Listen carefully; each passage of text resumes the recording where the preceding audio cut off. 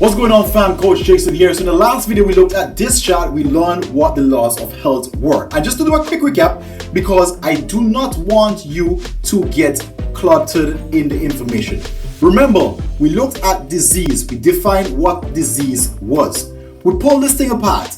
We found that from the disease, we started at the laws of health. And then in between there, we had a violation, which resulted in conditions, the system freeing those conditions, and then we ended up with the laws of health. And so we unpacked what the laws of health were. Now, what I'm going to do, I'm going to bring all of this in a chart. So if you can see on my far right, there are different diseases: asthma, hypertension, high blood pressure, and etc. And we're going to fill it in and show you exactly how this comes.